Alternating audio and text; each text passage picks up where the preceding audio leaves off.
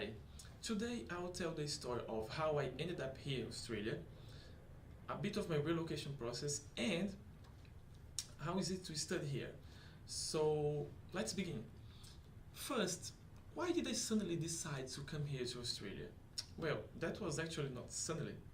Back in Brazil, I was looking for an academic position, but most places will require a PhD degree, which of course I didn't have. I was not sure about doing a PhD in Brazil because I had a good job and I knew PhDs were not valued there. But then I was like, if I really need this degree, I better do it overseas while I can.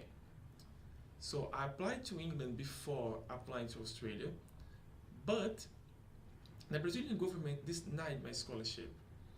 I was really frustrated and feeling defeated, but then I talked with my best friend and she suggested me to talk with her supervisor and apply for a scholarship here.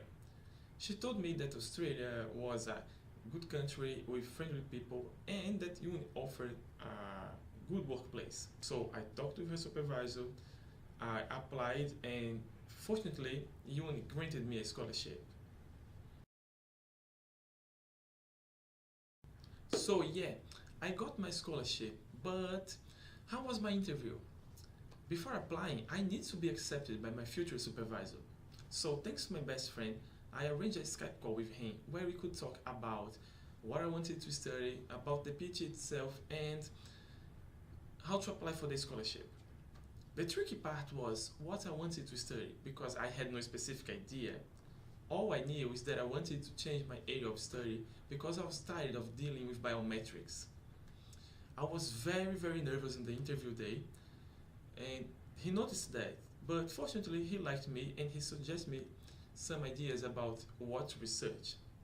And see, I was not lucky on my first PhD interviews. I got refused in England because I didn't have an idea about what to study, and the professor felt that I was not reliable. So a great tip is have in mind what you want to study before setting up an interview with a potential supervisor.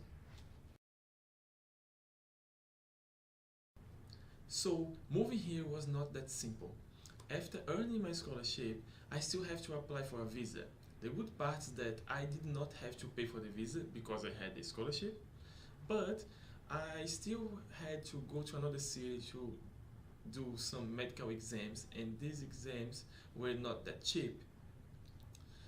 After earning my visa, I could pay for the flights and I started to look for student accommodation. When I was about to move to actually make a contract with student accommodation, my friend told me that I could move to her place.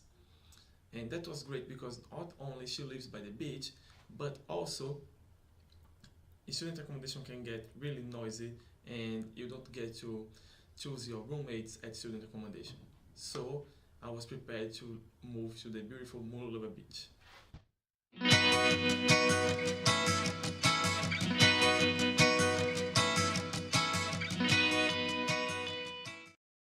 After winning my scholarship, I had 5 months prepared to travel, but I felt that moving to Australia was real only when I got to the plane.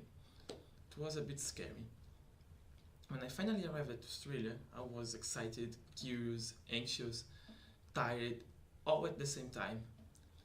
It was really strange to see all the signs in the streets in English, but I knew that I would eventually get used to them.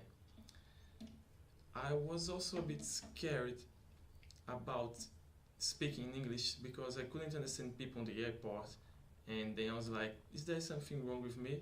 But no, the truth is no matter how much you study, you will have problems with language, accents, and local expressions. So relax because you get used with the language with time. So let's talk a bit about how is it to do a PhD here.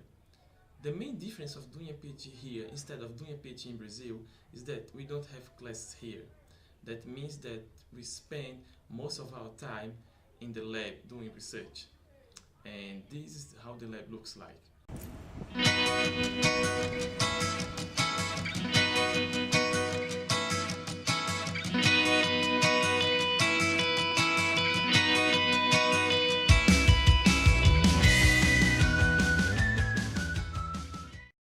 Having classes here was one of the main factors that attracted me to do the PhD, because in Brazil we have to attend the class, of course, get approved on them, and also do our research, which can be really tiring.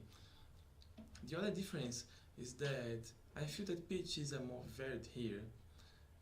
Every now and then, I see people from industry wanting to do PhDs here, while in Brazil, PhDs are more restricted to academics. And that's all for today's video. I hope you enjoyed, and I hope everyone comes back for next week video. So see you soon. Bye.